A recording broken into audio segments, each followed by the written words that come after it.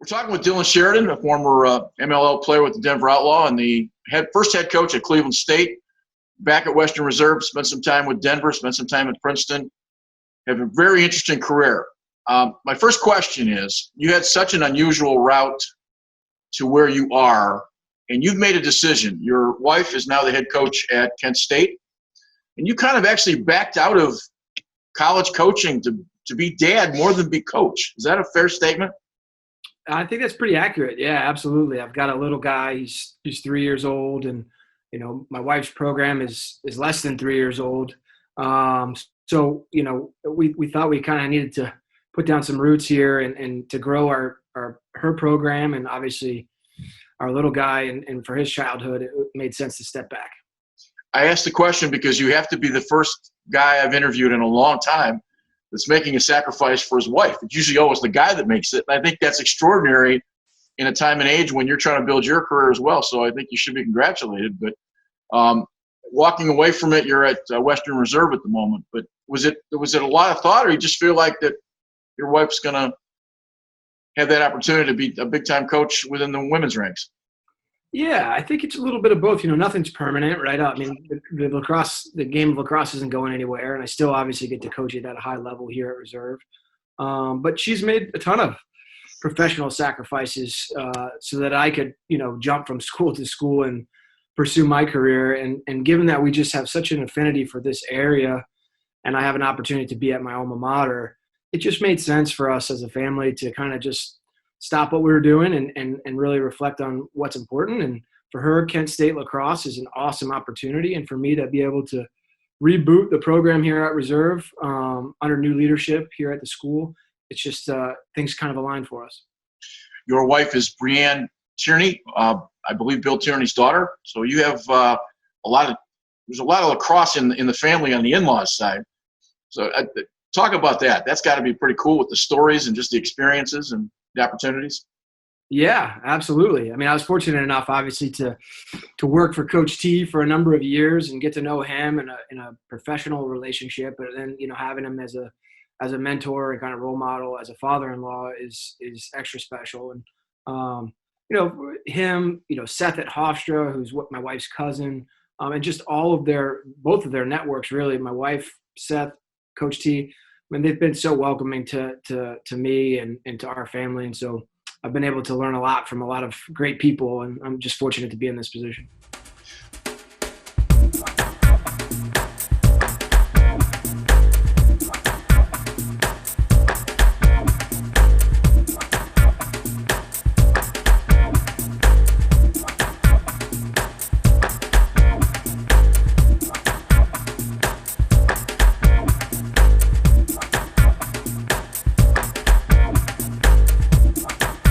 Welcome back to another edition of the Michigan Lacrosse Review. My name is Greg Norman, your host. We're talking with Dylan Sheridan, who is the now head coach at Western Reserve, and we've had a bunch of stops. And Dylan, the easiest thing to do is sort of start in the beginning with your career. You've had a really cool road to where you are. It's not a typical lacrosse road, and for you, it started way back at Reserve. Graduated in 2002, and I believe you went to Reserve because of family connections, because you had some football and some lacrosse. So talk about the early days about going to Reserve and what that meant. Yeah, I appreciate you asking. This place is really unique, especially in the Midwest. There's not a lot of schools like this, and I got really lucky to get an opportunity to attend and graduate from Reserve. And I had never seen a lacrosse stick or a lacrosse game before coming here. Played football here, ended up going on and playing football in college, and that was kind of my first love. But was introduced to the sport of lacrosse here at Reserve, and it's been a passion ever since. I don't think I've put a stick down since picking one up, 20 years ago, 25 years ago. What'd you play in football? I was a safety. Yeah, I tried to play corner, but unfortunately I don't have the speed for that. So put me back in the safety position, and it worked out. Well, I got to ask the obvious question. You had a great MCLA career that we're going to talk about as a scorer, and you're now coaching defense. Does the defense come from the football days of being a safety? Well, it's interesting. I think, the transition for me to becoming a lacrosse coach, I really pulled heavily from my football experience, and still to this day lean on a lot of the things I learned on the football field and from preparing from week to week in the football world. But actually, at Ohio State last year, I was the offensive coordinator, and I ran the offense when I was at CSU. So kind of comfortable on both sides of the ball, and just really always learning new things and enjoying the game for all the new opportunities I have to learn from it. I always make this conversation. Do you think good offensive players make better defensive coaches than great defensive coaches make better offensive coaches? You got to understand what the other does to be able to exploit it. And I've always wondered, I've always thought of myself as an offensive coach, so I try to study defenses. And I always thought offensive coaches had a better transition than defensive coaches. I think offensive coaches can make great defensive coaches, because they've sat there and tinkered with, okay, well, what's the best way to slow us down? And so they kind of have an internal just understanding of the way defenses operate. I'm not sure that necessarily translates the other way, but it depends on who you ask. Yeah. So from Reserve, you go all the way out to California to Claremont McKenna, which is, I believe, east of Los Angeles. Is it Division III school? That's right. Yeah, they play in the SCIAC conference, so Southern California Athletic Intercollegiate Conference, and Chapman, who's pretty, has been famous in lacrosse for their exploits in the MCLA. Whittier's in that league, a couple others as well. So that's a tough lacrosse league. Yeah, it's good for especially back then. I mean, they were some of the first kind of really to take hold of lacrosse and embrace the sport, and so it was pretty competitive. And back then the Santa Barbaras of the world were very, very good. And it was just a cool place to be a college student and kind of just finding my footing with the game at that point. A side note, I've got some experience in Santa Barbara. If you play in the pit, probably the worst MCLA, great home advantage, but probably the worst field in the league. It was absolutely horrible. You can remember that, how bad that place was. Yeah, we took a pretty good beating there my freshman year. It was humbling. How did you end up from Ohio all the way to California? Honestly, it was kind of a little bit of athletics and a little bit of coincidence. My dad got married when I was a junior here at Reserve, and she had some family that went to Claremont McKenna. And so I kind of reached out, and then, from there, the football thing really started to get the juices flowing, and it seemed like a great fit for me academically. And obviously playing football was a dream of mine, and playing at the college level was something I was really excited about. You're an All-American, an MCL All-American while you were there. Compare yourself, or in those days, where do you think the MCLA fit in relationship to the NCAA, since you've been a head coach and assistant at that level? Where do you think it kind of fit? Yeah, it's a great question. I think it's constantly evolving, and certainly I don't want to knock anybody, or everybody thinks they're better than they were. When you go back in time, I think the level of players, at least back when we played MCLA, when I played MCLA, the NCAA had not yet begun to kind of exploit the West and all the great Western talent. It's kind of an unknown at that point. So a lot of those players stayed out west, and I thought that the level of play from an individual standpoint was pretty high. Now, on the flip side of that, I don't know that the organizational level of the clubs back then was quite what it is now. Every club is kind of operating at more of a virtual varsity standpoint these days than maybe what it was back then. Yeah, I think there's a lot of folks that you had everything from a Michigan with a six-figure budget annually to a beer league in some cases, to the smaller teams and everything in between. But there was always in those days comparisons between Division I NCAA and Division I MCLA, and there was always those guys. And I think the nice part of now, it's kind of evolved into just another great place to play lacrosse if you're going to get an education. And I think that's been a real solid directive for their organization to get to that point, because they still play a good solid brand of lacrosse. But it's just, it kind of changes with time. It's gotten, I think, a better reputation, if that makes any sense. Yeah, time and exposure. There were so many years where people didn't know much about the MCLA, and now I think they do a really nice job of marketing themselves and their players and their coaches, and they really have grown tremendously. And as the game grows, kids want that outlet. They want to play at the next level, and not all these great schools have varsity lacrosse, so you got to imagine that the product's going to continue to improve. You come out of your college with a film degree and a psychology degree. Am I correct? That's right. Yeah. What did a 21-year-old Dylan Sheridan want to do? Yeah, I wanted to find a way that I could make enough money to coach lacrosse on the side. And that was really kind of the aspiration that I had career-wise, was how can I make enough money to coach lacrosse most of the year? And at some point I just said, screw it. You got to dive in with 2 feet, and just went and coached lacrosse full time. And I was fortunate enough to get an opportunity at a really small Division II school. Well, at that time it was NCAA Division II at Pfeiffer University. Right. So just kind of seamlessly transitioned from player to coach, and haven't really looked back. With a film degree, in the early days of those interviews, did the guys interviewing you look at you as maybe you could help out with the video stuff, assuming that there was some connection to film editing and video, or was that just a sidelight? I think it was just, a little bit of a side positive. I when I was at Denver, I was doing a lot of the film stuff, and that was prior to like the advent of the director of operations and all that stuff. But it worked out that I could still utilize some of the things I learned in school. Obviously, the psychology piece, translates pretty well. And I was a minor in leadership, so that it kind of all blended and has worked out for me from a career standpoint. Your psychology background, how much in today's world? I've had this conversation with a couple of the PLL coaches. How much in today's world is it skill at the highest levels, at NCAA 1 and to the pros? How much of it is it between your ears or between your hands? It's a great question, and I think it's a case by case, situation. Some players absolutely, they make it to the next level and just lack the confidence to really shine, even though they have the ability. And some, still have a lot of work to do from a skill standpoint, but they're competitive, and that's why they were able to just kind of kick the door down and get in. So it's kind of like a little bit of both. It just depends on the kid or the person that you're working with. I asked the question because I don't know that people understand being what a professional athlete means.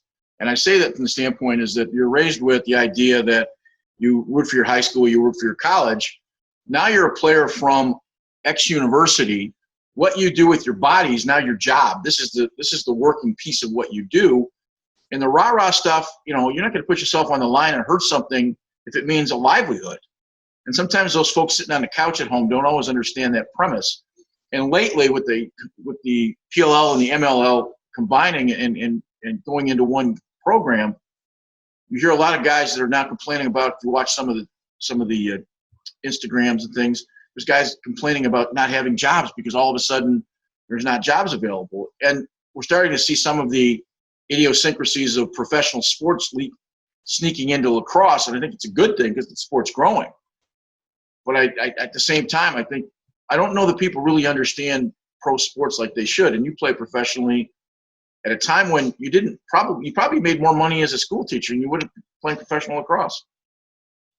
Yeah, just full transparency, my professional lacrosse career was like, less than a cup of coffee. I was a practice roster guy, but really enjoyed, being around that level of athlete that you're talking about. And then this past summer, I had the opportunity to train a little bit with Kyle Burnmore, who's also an alum of Reserve and was an assistant coach for me for a couple of years at CSU. And just watching the evolution of how these guys really, have begun to take their professional careers more seriously and turn them into careers as opposed to just kind of a hobby. He's a great example. He takes it incredibly seriously, and as a result, he's obviously having a ton of success. But that thing is really involved and will continue to evolve. And I credit the MLL and now certainly the PLL and the people that are in charge of the PLL, Paul Rabel and his brother, just for really kind of professionalizing this whole thing. You went from Pfeiffer to where? From Pfeiffer to St. Mary's College.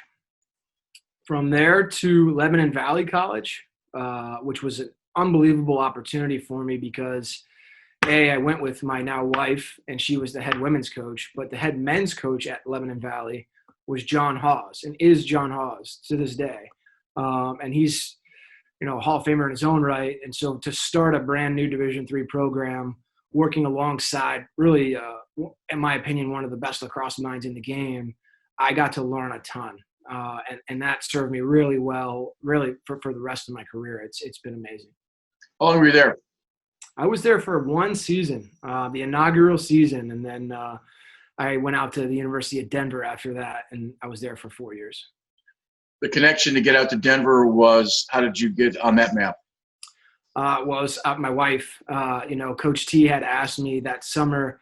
Well, I knew that I was going to have to recruit my tail off for Lebanon Valley. I mean, that was priority number one. We needed to get ball players there.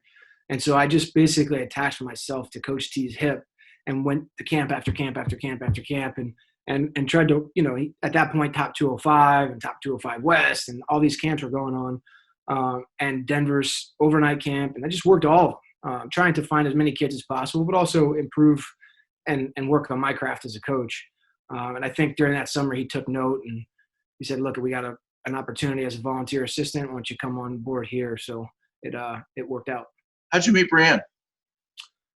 She was coaching the women's lacrosse team at Cal Berkeley when I lived in California. Okay. So it started early. I'm curious, with her wanting to be a coach and you wanting to be a coach, there's kind of arguments you guys should have about the quality of women's versus men's. And I say that because I'd spent 9 years coaching Michigan State's women's lacrosse club team, and it had been men's my whole life, and all of a sudden you're thrown into this world. It must have been some interesting discussions, either on dates or at home, between the values of both. And what did you learn from her? A ton. I learned the women's game. I really got the opportunity to kind of X's and O's and understand the psychology behind their game. And she's probably forgotten more about lacrosse than I know. She's been around it her whole life. So I've learned a ton from her about the game. And now it's been fun for me because the roles are reversed a little bit. As she started a new program, now I'm the one with experience starting programs, so I could share a little bit with her. But for the most part, she runs circles around me. When you went to Denver, you volunteer assistant. At some point, it becomes a paid gig, and you had a chance to coach at that level. Coaching with Matt Brown, obviously coaching with Coach Tierney. What are the kind of things you learned from those guys? Yeah, I mean, that's like, in my opinion, that 4 years, that was like getting my master's degree or doctorate in coaching, and I was just a student in the class of these really brilliant teachers. I shared an office that was about the size of a closet with Brownie when we first started, and so he couldn't really run away from me and all my questions. And so I really just learned a ton from him. And, I would put things down on paper and run it by him, and he would kind of give me some feedback, and then I'd bring it back. It was like a writer, bringing it to his editor. And so it just really helped me develop kind of my understanding of the game. Coach T, I mean, it speaks for himself, how he handles and treats people, runs a program and expects excellence. Just incredible, and there's no surprise or secret sauce. It's just, he works his tail off and expects everybody else to do the same. When I had a chance to interview Matt, I kind of suggested to Matt that Matt was to Bill what Jerry Byrne was to Kevin Corrigan, in that, this guy who should be a head coach somewhere, but has such talent. And I think Matt is, inside baseball, everybody knows Matt Brown's skills. I'm not sure outside of baseball, even the casual fan realizes just how good a coaching staff there is at Denver. And I say that because I think Matt's one of the brightest offensive minds in the last 10 years. I don't know what your thoughts are, but is that in the ballpark? Yeah, I would even take it further. I think he's one of the brightest offensive minds that the game has seen. He has revolutionized, in my opinion, the way offense is played, and the ball movement and the choreographed motions that he's come up with, and continues to adapt and evolve. Just because it worked for him 5 years ago, now he's doing some new things, and how he's influenced the hybridization of Canadian and American play, and what he does with box lacrosse and the USA. I mean, he's a special, special coach, and the game is fortunate to have him. You had to pick one aspect of your coaching work bag that you pull from Coach Tierney. What's maybe one tip that he gave you that you're still using? Yeah, that's a great question. A lot of what I do is, a lot of it, probably most of it, is shaped by him. So trying to pinpoint one thing is challenging, but I think it's just, expecting the best out of people, and how he presents himself. He gets the best out of people, and he has a special way about him. And I try to emulate that, and I've been fortunate to have a little bit of success. You guys had a ton of success at Denver. At that point, then, you were looking at moving, right? Didn't you go to Princeton from Denver? Right. Yeah. So we had gone to I think 3 Final Fours and a quarterfinal. We were kind of right on that cusp, and things were definitely going well. But Coach Bates reached out and asked if I would consider the opportunity to be the D coordinator at Princeton. And Princeton had kind of fallen off a little bit. Coach Bates did a great job, but it wasn't at that national title contention year after year. And I thought, maybe I could inject some life into the program, bring some new ideas, fresh eyes. And Brian, obviously my wife, grew up in Princeton, so she was excited about the possibility of going home and, us starting a family there. So it kind of just worked out that those things materialized, and really had no intention of leaving Princeton, loved it. And Cleveland State, decided to sponsor men's lacrosse, and being from Cleveland, that was like, just a wild coincidence, and the timing just worked, or otherwise I might still be at Princeton. Before I ask you about Cleveland State, when did it in your mind sort of figure out that there's always that day or a week that you kind of figure out that this is a career, I want to follow this? That materialized early, or was there a point in time when that sort of materialized? That's a great question. I think every single college lacrosse coach, we're not like these big-time football or basketball coaches getting paid a lot of money. You do this as a labor of love for the most part, as you know. So I think everybody kind of questions whether or not this is a true career, or if this is just something that you're kind of like feeding and maybe need to go find another job at some point. I still to this day, wonder, if I should be doing something else, but the game has kind of given so much to me that I feel like I need to continue to give back to it.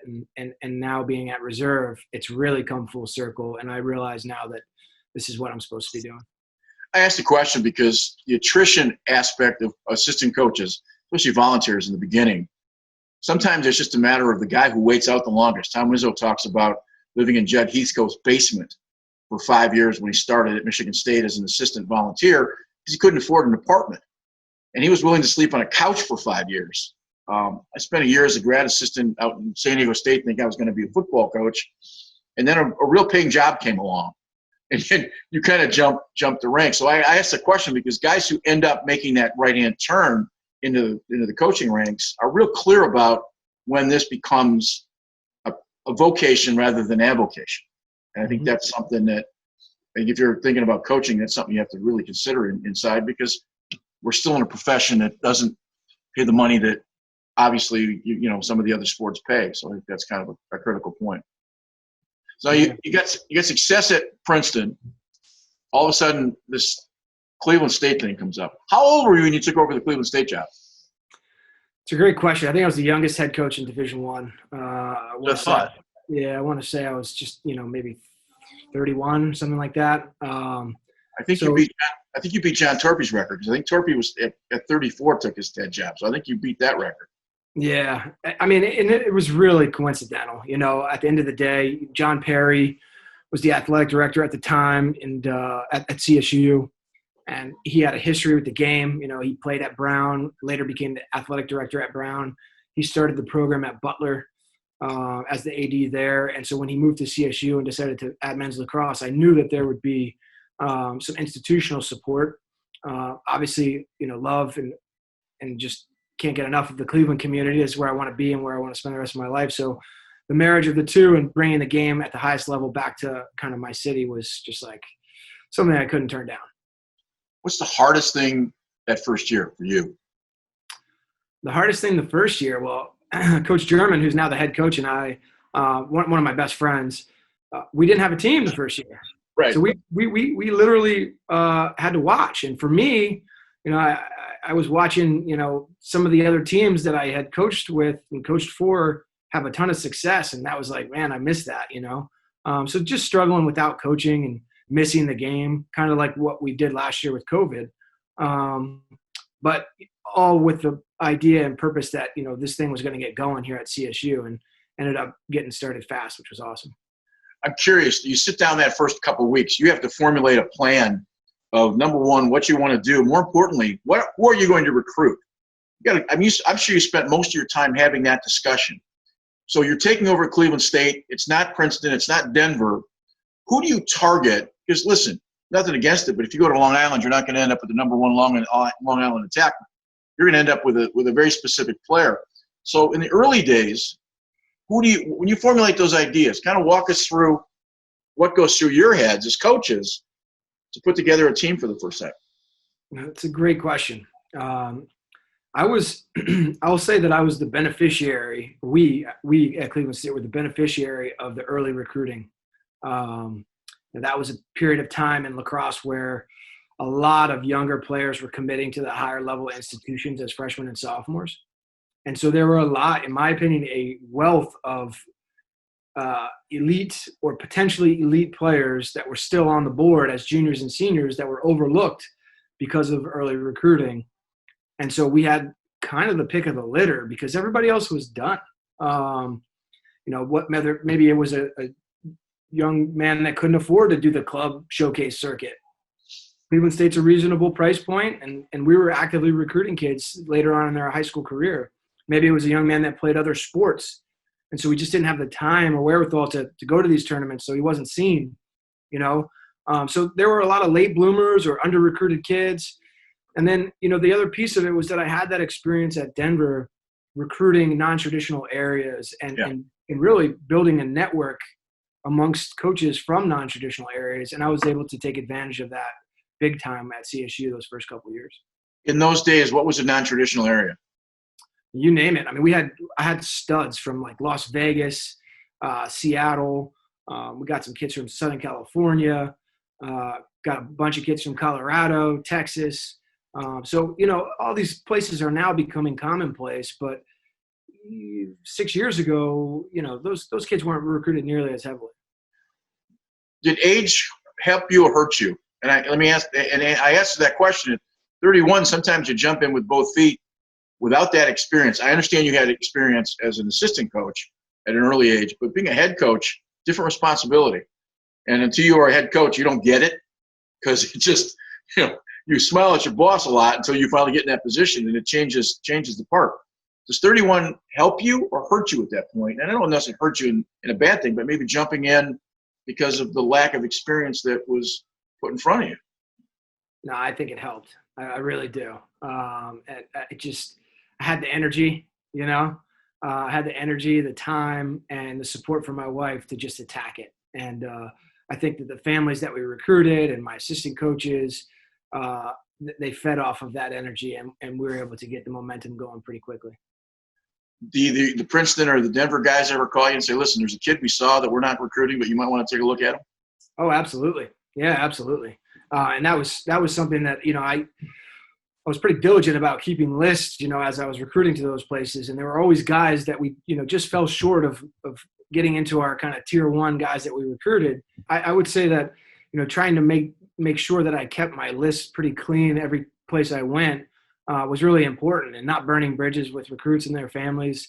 So maybe a kid didn't make that top tier at a Princeton or a Denver, but were really good players. I revisited those lists and those kids and their families once I got to CSU.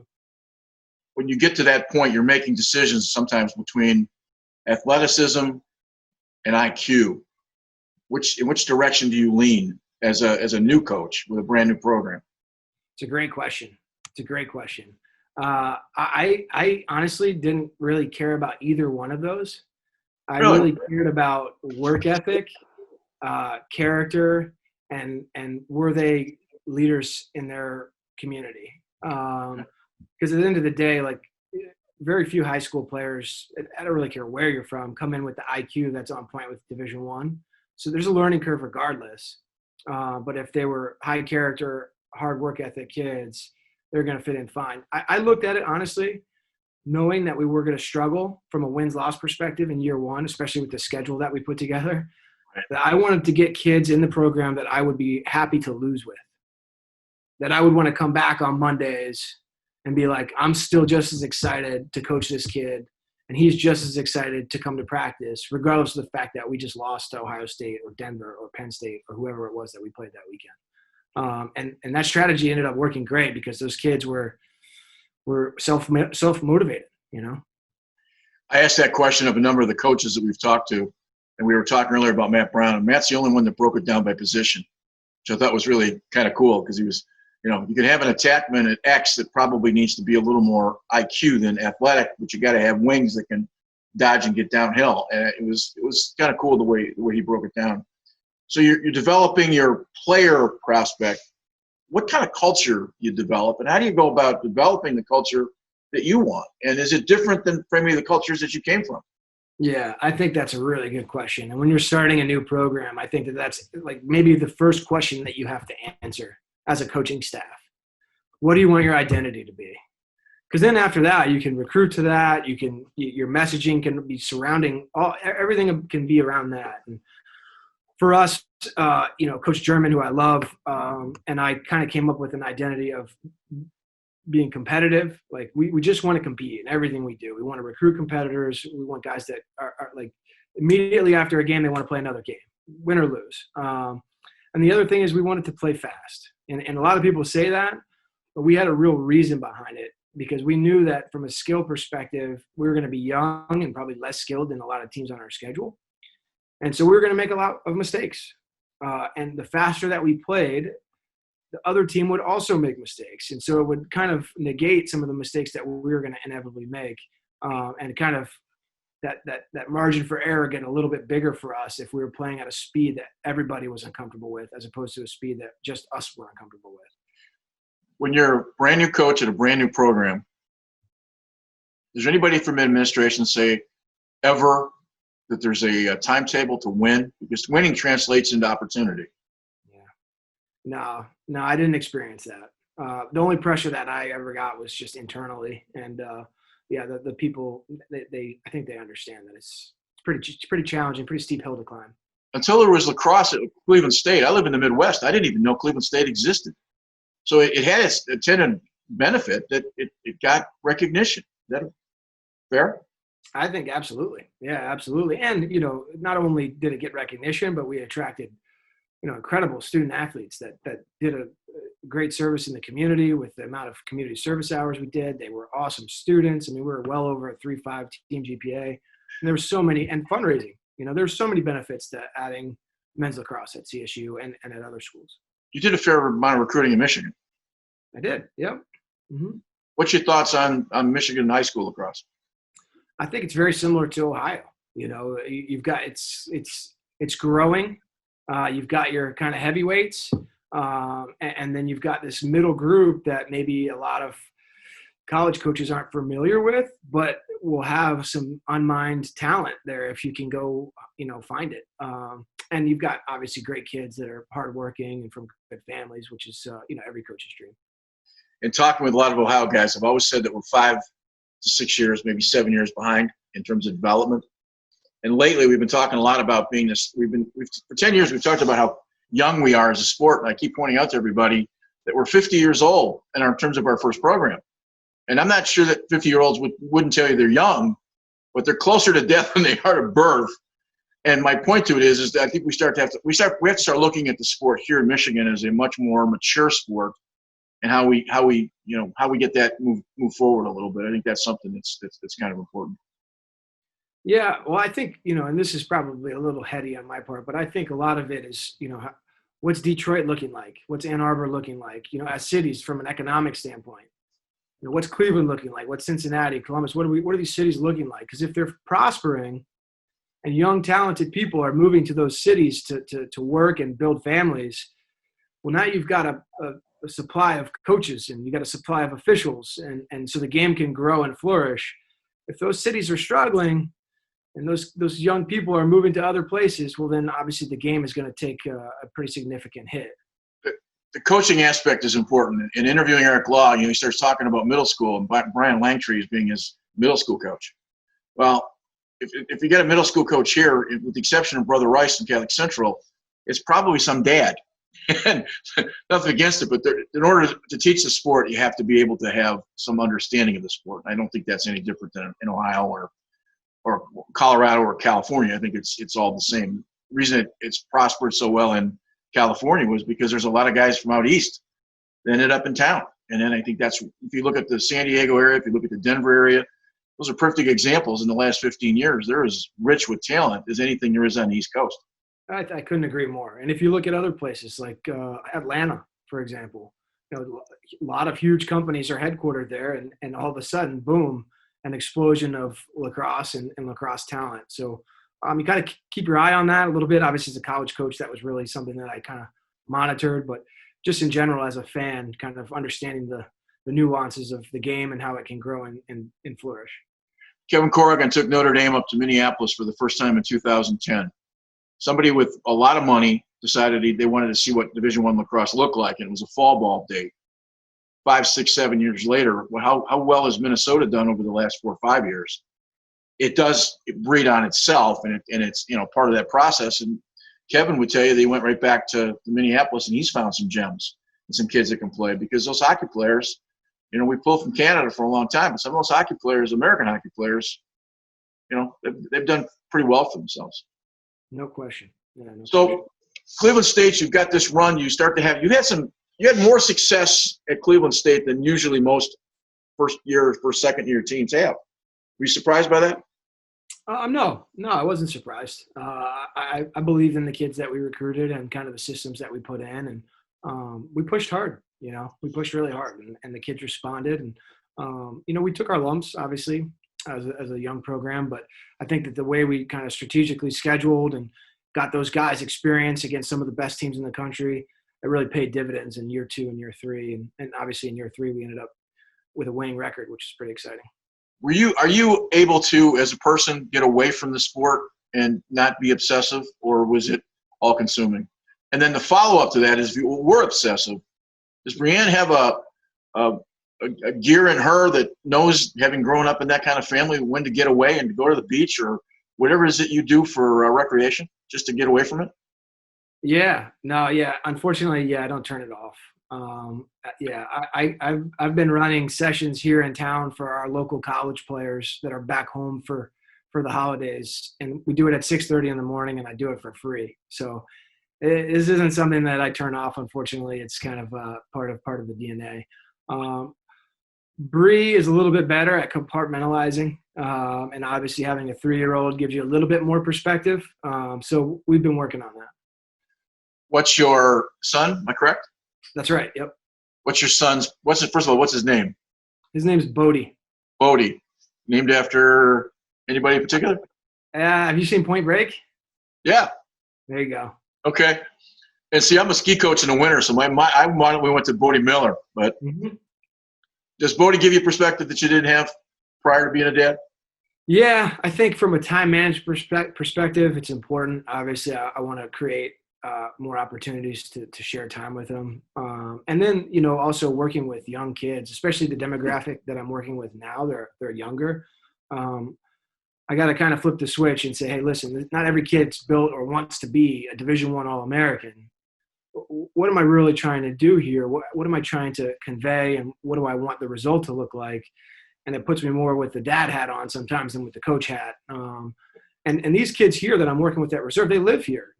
I'm with them 24/7 for the most part. So I am like a parent to them. And so having a little bit better perspective on that has helped me tremendously. So from Cleveland State, how does Western Reserve open? Yeah, so I actually went to Ohio State for a year. Oh, I forgot all about that. My apologies. Western Reserve, obviously Nick has a phone call. Talk a little bit about that transfer. Yeah. Well, things at CSU had gone pretty well, and I was obviously pretty fortunate to be a part of building that program.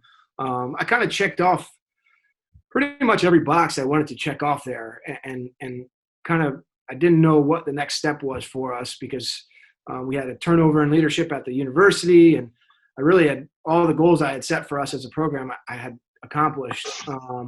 So, Coach Myers gave me a buzz in the summertime. Brad Ross took off to go to Navy, and he had an opportunity to bring someone on board. And obviously we became familiar with each other, just competing and recruiting for the same kids and all that good stuff. Ohio State, grew up an Ohio State fan. Obviously, I think he's done an unbelievable job just growing that program and taking it to the next level. And just kind of wanted to be a part of the hunt again. I'd spent 4 years at CSU where we weren't necessarily competing for national titles, but we were competing nonetheless. Kind of wanted to be back in that mix, trying to win a national championship, and to do it in Ohio, I thought would be really extra special. Was there a thought at the time of a jumping stone off of from Ohio State, maybe catapult into a larger Division I program at some point, or was it a lateral move, or was it a move up the hill? It was a little bit of both. The opportunity there was unique in that Brian could stay at Kent State, and so it was. Well, this would also propel my career, but it doesn't have to mean ending hers. And so that's why it kind of made sense at the time. Obviously, after we did it for a year, we realized that living 2 hours away from each other, especially in a COVID world, was not optimal, and ended up pulling the trigger on it. But it was worth a try. You can only know if you try it. So I definitely am grateful for Nick giving me the opportunity, and obviously for the kids of that team. They were awesome to coach, and I'm looking forward to cheering them on this spring. In temperament, Bill Tierney and Nick Myers are as far apart as Ferraris and watermelons. My question, and I'm not talking about off the field, because I think Bill Tierney is one of the nicest people you'll ever meet off the field. He's a gentleman in every way, and I think of that grandfather kind of guy. But on the field, Nick is very driven and certainly fiery, but in a much calmer way. What'd you learn from Nick in that year you spent there? Oh man, he's a meticulous. He's a detail guy, and his attention to detail, the way he has built the program at OSU to be so comprehensively excellent. They're obviously very good on the field and have been pretty consistently competitive. Yes, that doesn't really change. But every other aspect of his program is elite as well. Whether it be internships in the summer for their kids, or strength and conditioning, or you name it. He really has kind of gone through everything with a fine-tooth comb and made sure it was kind of to his liking. He's an exceptional leader. I mean, he could run a Fortune 500 company. That guy.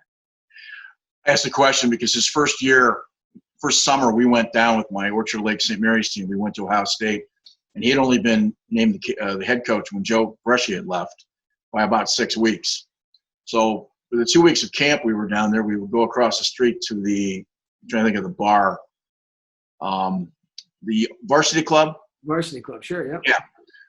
He would hold camp. He would hold coaches would all get together, and we would have these long conversations about, this is your first job, and it's Ohio State, and he didn't blink, and I found that extraordinary.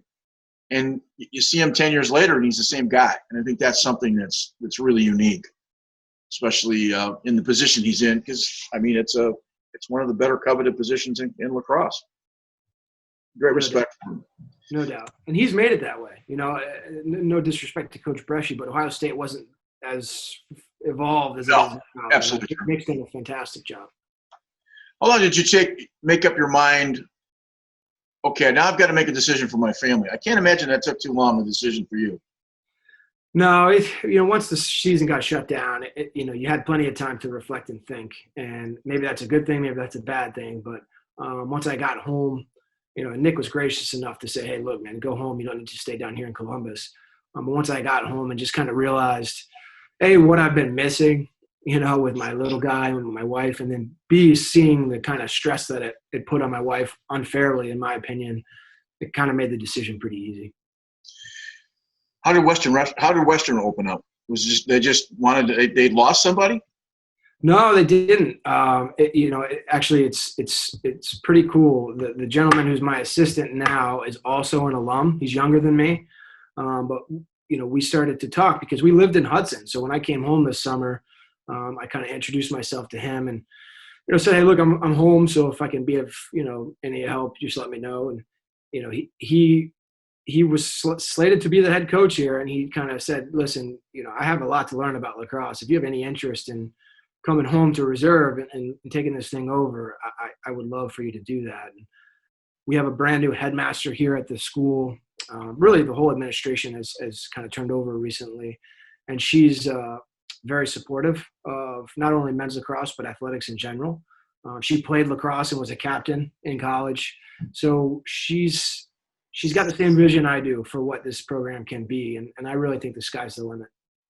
You played in the Midwest. You're going to now coach in the Midwest. Do you think losing some of those Michigan teams hurt? Big time. Yeah, absolutely. Absolutely. When lacrosse was at its best, in my opinion, and I've had the opportunity to kind of observe for a long time now, it was when Reserve was really good and Brother Rice was really good and Upper Arlington was really good, and they were playing on a consistent basis. They were competing. And with the growth of lacrosse in this area and in Michigan, there's less of a necessity for those teams to get together on a regular basis. And so that's unfortunate in a lot of ways. It's good that the sport is growing, but you don't get that same kind of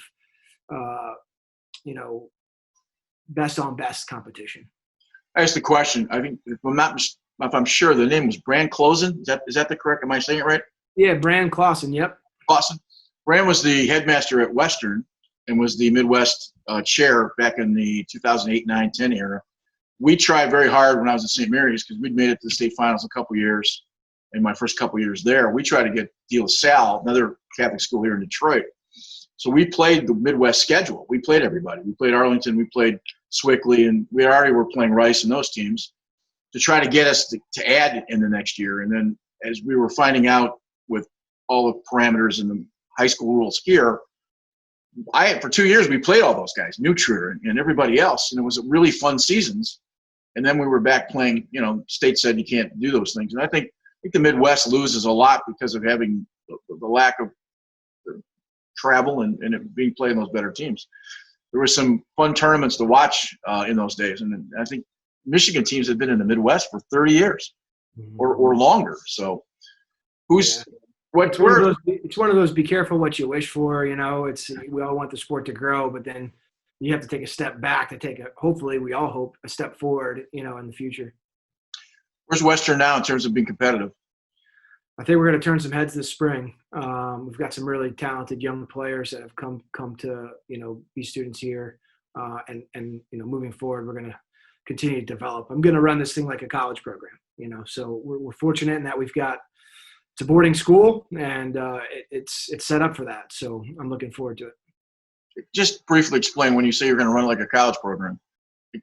Accountability or the kind of kids you're going to get? I mean, just curious. Yeah, so I'm going to recruit like a college coach, and we're going to train like a college team, and we're going to play an elite schedule. It's going to take us out of state on a regular basis.